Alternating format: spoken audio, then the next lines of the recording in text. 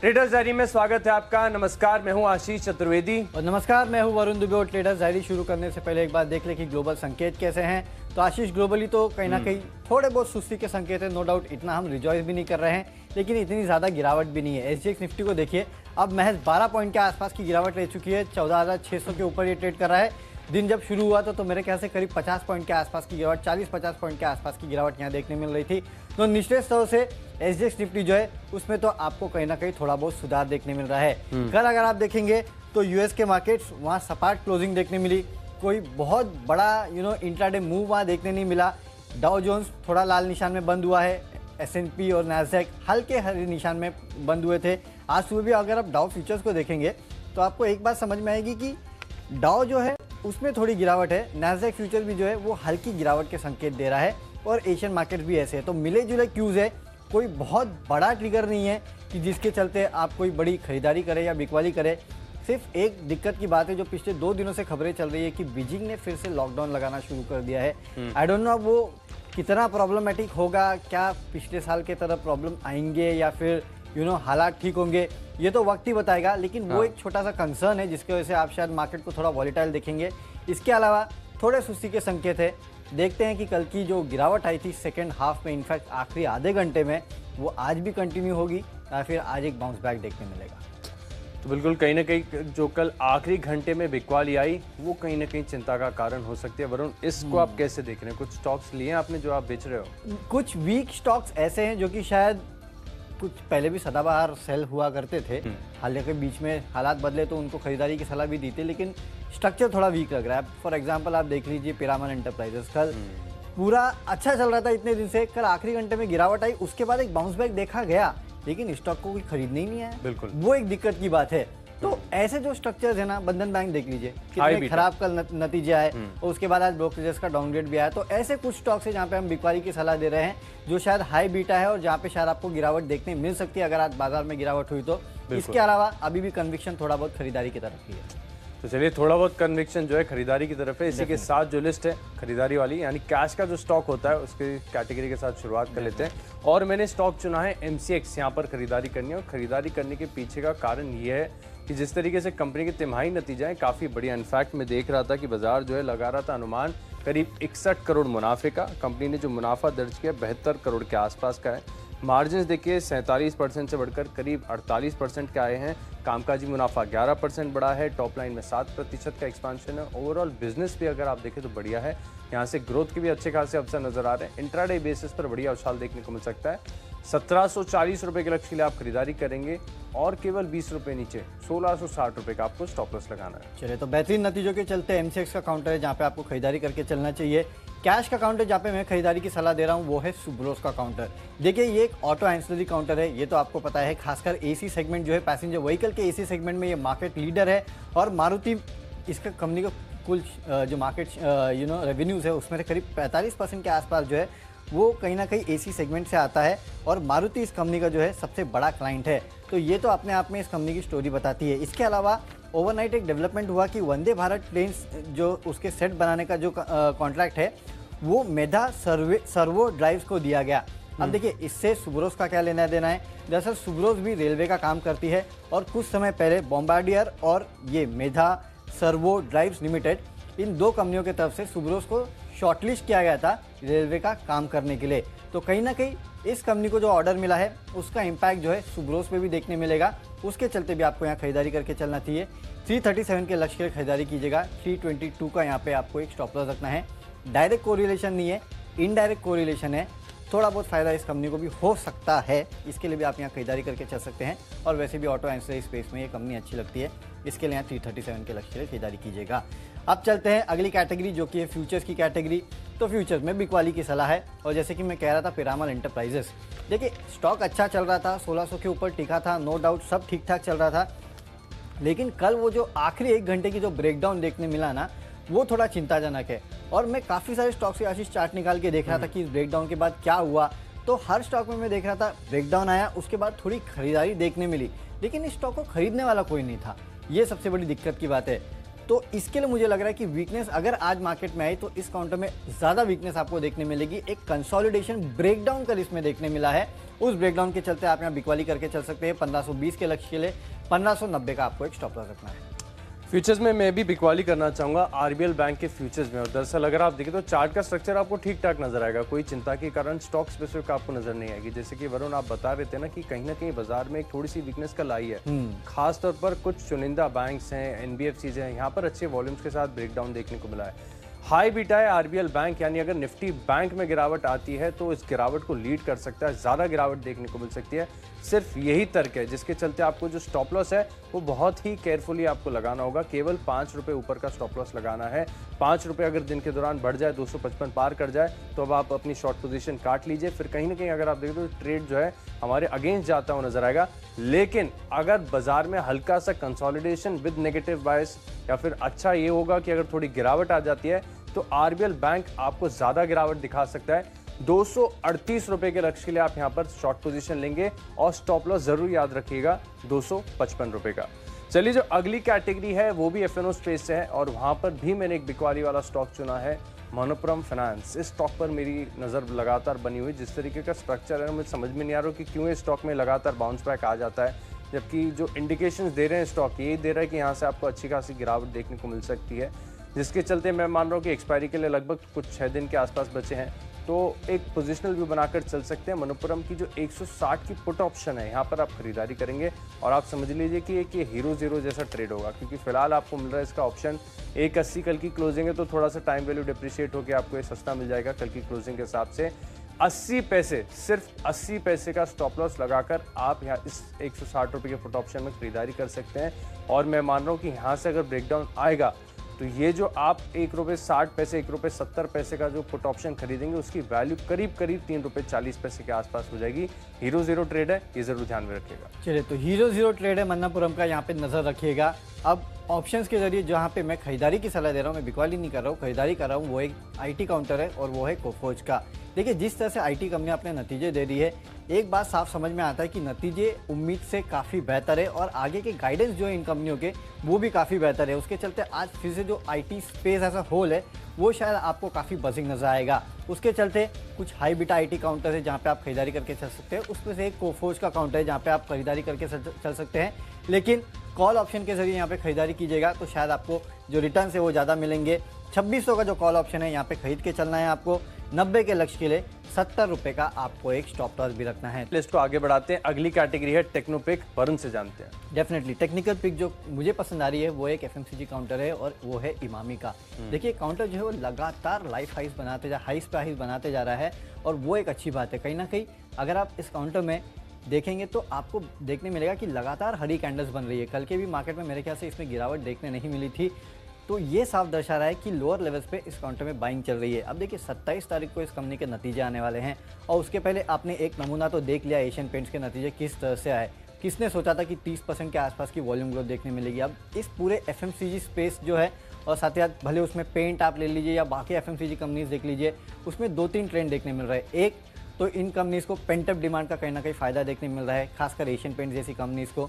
दूसरा ये है कि जो इसके पहले अनऑर्गेनाइज प्लेयर्स होते थे वो कहीं ना कहीं इस पूरे लॉकडाउन में उनकी हालत थोड़ी ख़राब हो गई है और वो उस लेवल तक प्रोडक्शन को रैंप अप नहीं कर पाए हैं जितना ऑर्गेनाइज प्लेयर्स ने किया। इसके लिए वो अनऑर्गेनाइज टू ऑर्गेनाइज का फ़ायदा जो है वो भी काफ़ी हद तक कंपनीज़ को मिल रहा है। इसके लिए आप देख रहे हैं कि पेंट कंपनीज़ हो या फिर बाकी इस टाइप की कंपनीज़ हो या फिर आप बाकी एफएमसीजी कंपनीज़ देखेंगे, वहाँ पर आपको वॉल्यूम ग्रोथ काफ़ी अच्छी देखने मिल रही है।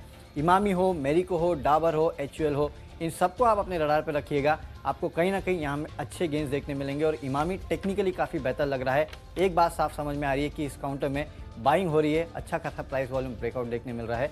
मेरे ख्याल से आपको खरीदना है। 27 तारीख को नतीजे आने वाले, कम से कम उसके पहले तक तो आपको इस काउंटर को होल्ड करना चाहिए। इंट्राडे के लिए 488 के लक्ष्य आपको देखने मिल सकते हैं। चलिए, टेक्निकली मुझे फार्मा कंपनी सनोफी इंडिया ये पसंद आ रही है। दरअसल अगर इसका चार्ट पैटर्न अगर आप देखेंगे तो स्टॉक लगातार स्काई रॉकेट हो रहा था, कंटिन्यूस तेजी इसमें एक तरफा मूवमेंट देखने को मिल रहा था। इसके बाद स्टॉक में कहीं ना कहीं एक पीक आउट होने के संकेत आ रहे थे, फिर थोड़ा सा कंसोलिडेशन देखने को मिला, हल्की गिरावट आई। 9000 के स्तर से अगर आप देखें तो ऑलमोस्ट 8500 के आसपास आ चुका है। लेकिन निचले स्तरों पर जिस तरीके का स्ट्रक्चर स्टॉक ने बनाया ना, ये अप ट्रेंड बहुत जल्दी रिज्यूम करते हुए नजर आएगा और जिस बार भी इसमें एक ब्रेकआउट देखने को मिलेगा, कंटिन्यूस रैली देखने को मिलेगी। मैं मान रहा हूँ कि करीबन 2 महीने का समय अगर आप स्टॉक को देंगे, हालांकि हो सकता है कि 1.5 महीने में जो लक्ष्य है वो देखने को मिले, तो आपको 8,860 रुपए तक के स्तर देखने को मिल सकते हैं।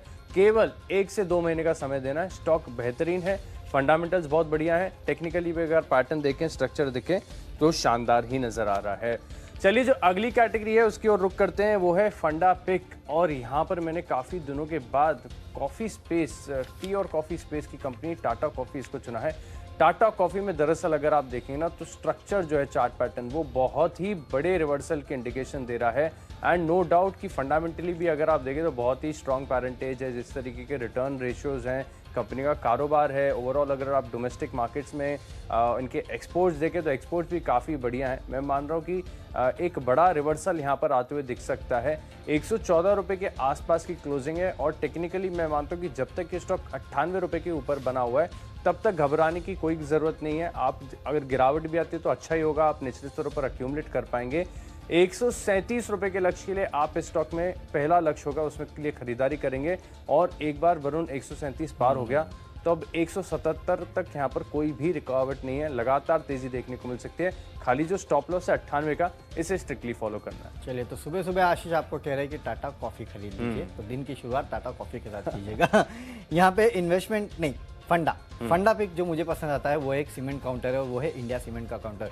देखिए, आपने लगातार देखा है कि किस तरह से सीमेंट कंपनीज के नतीजे आए, बेहतरीन नतीजे हैं। हर पैरामीटर पे सीमेंट कंपनीज ने आउट परफॉर्म किया है। लोगों ने सोचा नहीं था इतने अच्छे नतीजे आएंगे।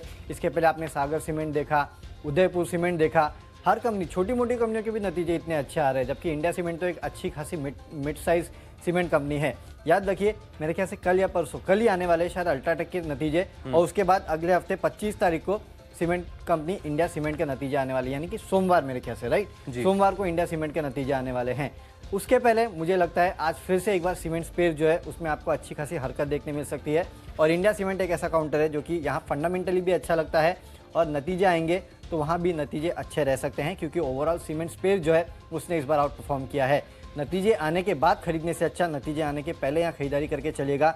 174 के लक्ष्य आपको इंट्राडे में देखने मिल सकते हैं, 165 का आपको एक स्टॉप लॉस भी रखना है। तो इंडिया सीमेंट एक सीमेंट काउंटर है। इनफैक्ट अगर आपको चाहिए तो आप बाकी सीमेंट काउंटर्स पे भी नजर रख सकते हैं, जैसे जैसे नतीजे आएंगे उसके पहले पोजीशन बना के चलेगा। अल्ट्राटेक भी एक अच्छा काउंटर है जहाँ पे आप चाहिए तो पोजीशन बना सकते हैं, लेकिन फंडामेंटली मुझे तो इंडिया सीमेंट पसंद आता है।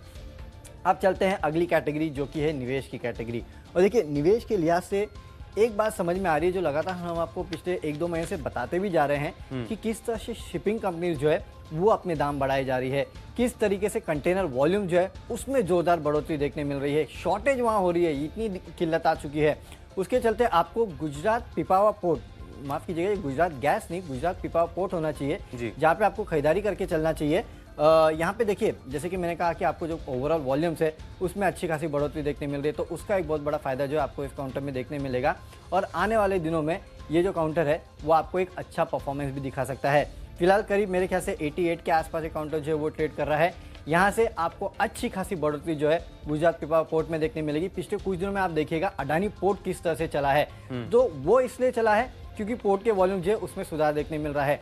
अक्टूबर तक थोड़ा लीन पीरियड था जहाँ पे तकलीफें थी। अक्टूबर के बाद से अगर आप देखेंगे तो पोर्ट के वॉल्यूम्स में भी अच्छी खासी बढ़ोतरी हुई है और जो प्राइसिंग है उसमें भी अच्छी खासी बढ़ोतरी हुई है। तो आने वाले दिनों में जब इस कंपनी के नतीजे आएंगे तो उसका रिफ्लेक्शन भी आपको इस काउंटर में देखने मिलेगा। मेरे ख्याल से अच्छा समय है इस काउंटर को खरीदने के लिए, इस लेवल पे खरीद लीजिए। 110-120 के आसपास की लेवल ये काउंटर आपको दिखा सकता है। इनफैक्ट लाइफ हाई अगर आप देखेंगे तो इस स्टॉक का 200 रुपये के ऊपर का लाइफ हाई है, तो वैल्यूएशन के लिहाज से भी अगर आप देखेंगे तो ये काउंटर काफ़ी सस्ता नजर आता है, पोर्टफोलियो में रखने लायक काउंटर है। 4 महीने के लिए तो 110 का लक्ष्य आपको देखने मिलेगा, लेकिन अगर आप साल 1.5 साल का वक्त दे सकते हैं ना तो स्टॉक शायद 200 तक भी जा सकता है। तो इन्वेस्टमेंट के तौर पे गुजरात पिपावा पोर्ट खरीद के चलिएगा।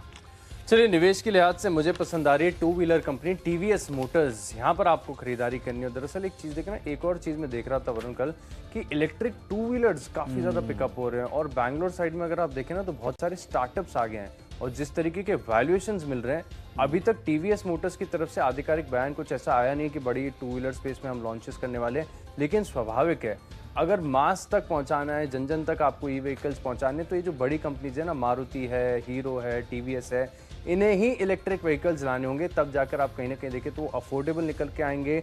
नेटवर्क इनका इतना बड़ा है कि यहाँ से अगर आप देखें तो डिस्ट्रीब्यूशन काफ़ी बढ़िया होगा। छोटी कंपनीज नो डाउट जो स्टार्टअप्स हैं वो भी काफ़ी अच्छा कर रही हैं, लेकिन इनके पास जो है ना कैपिटल का एक बहुत बड़ा एज होता है। जिस तरीके की इनके पास एक्सपर्टीज होती है, ब्रांड वैल्यू होती है, इसका एक फ़ायदा देखने को मिलता है। और हो सकता है कि ज़्यादा नहीं, आप अगर लंबे समय के हिसाब से देखें तो ये स्टॉक आगे जाकर इलेक्ट्रिक व्हीकल्स जो हैं वो लॉन्च करता हुआ नजर आएगा। टेक्निकली काफ़ी बढ़िया है, फंडामेंटली तो सभी जानते हैं शानदार, और पूरा स्पेस खासतौर पर पूरा ऑटोमोबाइल स्पेस अगर आप देखेंगे तो बहुत ज़्यादा बजेंगे। टीवीएस मोटर्स यहाँ पर आपको एक लंबी अवधि का व्यू बनाकर चलने हैं। हालांकि मैं आपको ज़्यादा 5 साल 10 साल के लक्ष्य दे नहीं सकता। 715 ये चार्ट्स पर विजिबल है, 446 का स्टॉप लॉस लगा लीजिए, नहीं तो स्टॉक में तो स्टॉप लॉस की आवश्यकता नहीं है। टेक्निकली बहुत बढ़िया है, फंडामेंटली भी अच्छा है। 715 रुपये का पहला लक्ष्य होगा। तो चलिए टीवीएस मोटर्स यहाँ पे दौड़ने वाला है, इसको इन्वेस्टमेंट पिक के जरिए आशीष ने आपको दिया है, यहाँ खरीदारी करके चलिए एक बेहतरीन पिक है। लिस्ट को आगे बढ़ाते हैं। अगली कैटेगरी है खबरों के दम पर, जहां पर आपको एक्शन देखने को मिल सकता है, और वहां पर मैंने नतीजों वाला स्टॉक चुना है, IEX इंडियन एनर्जी एक्सचेंज। यहाँ पर आपको खरीदारी करनी, कंपनी के नतीजे काफ़ी बढ़िया देखने को मिल रहे हैं। साल दर साल अगर आप देखें तो अच्छी खासी ग्रोथ देखने को मिल रही है, EPS में बढ़त है। मैं मान रहा हूँ कि अभी तक नतीजे जो हैं फैक्टर्ड इन नहीं है। स्टॉक हमने आपको नतीजा आएंगे कमाई कराएंगे में भी बताया था, खरीदारी करके चल सकते हैं। इनफैक्ट ना कि सिर्फ इंट्राडे बेसिस पर, एक पोजिशनल व्यू भी बनाकर चल सकते हैं। 255 रुपये के लक्ष्य के लिए आप खरीदारी करेंगे और 236 रुपये का आपको स्टॉप लॉस लगाना है। चलिए तो खबरों के दम पे आपको खरीदना है गोदरेज एग्रोवेट का काउंटर 565 के लक्ष्य के लिए। देखिए लगातार आप देख रहे हैं कि लोग, हर एक कंपनी आके कह रही है कि जो बर्ड फ्लू आया है उसका कोई इम्पैक्ट जो है उनके कंपनी पे नहीं पड़ने वाला है, और अब वैसे भी बर्ड फ्लू की जो चिंता है वो खत्म हो चुकी है। तो ये तो एक पॉजिटिव है इस कंपनी के लिए। इसके अलावा अगर आप इस कंपनी के शेयर होल्डिंग पैटर्न खोल के देखेंगे तो आपको समझ में आएगा कि दिसंबर के महीने में LIC ने इस कंपनी में करीब 1.1% हिस्सा जो है वो खरीद लिया है, यानी करीब 21 लाख शेयर जो है दिसंबर के महीने में LIC के दिसंबर क्वार्टर में LIC जरिए खरीदे गए हैं। तो उसका इम्पैक्ट भी देखने मिलेगा, इसके लिए आपको यहाँ खरीदारी करके चलना चाहिए। चलिए अब चलते हैं हमारी आखिरी कैटेगरी जो कि माई चॉइस की कैटेगरी, और यहाँ पे सबसे पहला काउंटर जहाँ पे आपको खरीदारी करके चलना है वो है JK पेपर का काउंटर। दरअसल एक छोटी कंपनी है सटिया इंडस्ट्रीज नाम की, इसने अपना जो अपडेट दिया है क्वार्टरली, उसमें इन्होंने कहा है कि जो क्वार्टर था उसके आखिरी महीने में इन्होंने जो ऑर्डर बैक किए हैं उसमें करीब 10 से 15% के आसपास के प्राइस में जम देखने मिला है। मैं आपको सटिया इंडस्ट्रीज खरीदने को नहीं कह रहा हूं, लेकिन JK पेपर में आज इसके चलते थोड़ी बहुत तेज़ी बन सकती है, इसके लिए खरीद के चलेगा। लेकिन हाँ, अगर गैप अप खुलता है तो नहीं खरीदना है, नीचे खुलेगा तो ही आपको खरीदना है। इसके अलावा PVR के फ्यूचर्स में आप बिकवाली करके चल सकते हैं। टेक्निकली वीक लगता है, 1510 के लिए आप यहाँ बिकवाली करके चल सकते हैं। कल की गिरावट के बाद आज एक फॉलोअप सेलिंग देखने मिल सकती है। और बंधन बैंक कल कमजोर नतीजों के बाद आज काफ़ी सारे ब्रोकरेज हाउसेस जो है उनके तरफ से डाउनग्रेड आया है, तो बंधन बैंक का फ्यूचर जो है वहाँ पे भी आप बिकवाली करके चलेगा। 334 के आसपास के लक्ष्य आपको इंट्राडे में देखने मिल सकते हैं। 350 का स्टॉप लॉस रखिएगा। तो चलिए माई चॉइस में पहला स्टॉक होगा कोटक महिंद्रा बैंक। यहाँ पर आपको शॉर्ट पोजीशन लेनी है, दिन के दौरान गिरावट देखने को मिल सकती है। 1815 रुपये के लक्ष्य के लिए आप यहाँ पर बिकवाली करेंगे और 1907 रुपये का आपको स्टॉप लॉस लगाना है। अगला स्टॉक है एंजल ब्रोकिंग। यहाँ पर आपको बढ़िया तेजी देखने को मिल सकती है। चार्ट का स्ट्रक्चर है, हालांकि चार्ट हिस्ट्री बहुत ही लिमिटेड है, लेकिन जितनी भी है वो यही इशारा कर रही है कि स्टॉक लगातार अपने ऑल टाइम हाई के आसपास ट्रेड करते हुए नजर आएगा। 375 का लक्ष्य होगा, 352 रुपये का स्टॉप लॉस लगाइए। आखिरी स्टॉक है मेरी लिस्ट में इन्फो एज। यहाँ पर आपको खरीदारी करनी है। स्टॉक लगातार अगर आप देखें तो वीकली चार्ट पर बहुत ही स्ट्रॉन्ग ब्रेकआउट है, कंटिन्यूस एक अप ट्रेंड देखने को मिल रहा है। 5480 रुपये के लक्ष्य आप खरीदारी करेंगे, 5124 रुपये का स्टॉप लॉस लगाइए। चलिए स्टॉक्स की सूची हो चुकी है पूरी, और फटाफट नजर डाल लेते हो, देखते हैं कौन से स्टॉक्स को हमने अपने टीम में चुना है। कैश का काउंटर है सुब्रोज, जहाँ खरीदारी करके चलना है। पिरामल एंटरप्राइजेस के फ्यूचर में आपको बिकवाली करना है। कोफोज का द्वारा 600 का कॉल ऑप्शन खरीदेगा 90 के लक्ष्य के लिए। इमामी टेक्निकली अच्छा लगता है, अगले हफ्ते नतीजे भी आने वाले हैं। और इंडिया सीमेंट भी फंडामेंटली अच्छा लगता है, खरीदारी करके चलिएगा। निवेश करना है गुजरात पिपा पोर्ट में 110 के लक्ष्य के लिए। खबरें हैं गोदरेज एग्रोवेट में, यहाँ खरीदारी करके चलिएगा। माई चॉइस में JK पेपर इंट्राडे के लिए खरीद सकते हैं। और इसके अलावा PVR का फ्यूचर बेचिएगा, बंधन बैंक का फ्यूचर बेचिएगा। बिकवाली के कॉल्स यहाँ पे है क्योंकि टेक्निकली दोनों ही वीक लग रहे हैं। और इन काउंटर्स में से जो मेरा बेस्ट पिक है वो है गोदरेज एग्रोवेट का काउंटर, क्योंकि दिसंबर क्वार्टर में LIC ने यहाँ पे अपना स्टेक जो है उसको बढ़ाया है, 1.1% के आसपास की हिस्सेदारी कर ली है। इसके अलावा जो बर्ड फ्लू की चिंता है वो भी कम हो रही है, इसके चलते भी फंडामेंटली अच्छा लगता है। तो 565 के लक्ष्य ले खरीदारी करके चलिएगा। तो चलिए कैश का स्टॉक है एमसीएक्स। आरबीएल बैंक के फ्यूचर्स में गिरावट देखने को मिल सकती है। मनोपुरम का 160 का पुट ऑप्शन खरीदेंगे। टेक्निकली सनोफी इंडिया काफी ज्यादा पसंद आ रहा है। फंडामेंटली बहुत ही बेहतरीन कंपनी है टाटा कॉफी। निवेश के लिहाज से टीवीएस मोटर्स में खरीदारी करके चल सकते हैं। आईईएक्स के नतीजे बढ़िया हैं, यहाँ पर 255 रुपए के लक्ष्य के लिए खरीदारी करेंगे। कोटक महिंद्रा बैंक में बिकवाली देखने को मिल सकती है। एंजल ब्रोकिंग में खरीदारी करनी है 375 रुपए के लक्ष्य के लिए। और इन्फो एज में भी अगर आप देखें तो स्ट्रॉन्ग अप ट्रेंड के संकेत हैं। इन 10 स्टॉक्स में मेरा कन्विक्शन सबसे ज्यादा है फंडा पिक टाटा कॉफी में। जिस तरीके का चार्ट का स्ट्रक्चर है, कंपनी के फंडामेंटल्स है, मैं मान रहा हूं बहुत जल्द यहां पर 137 से लेके 175 के स्तर देखने को मिल सकते हैं। 58 का स्टॉप लॉस लगाइए।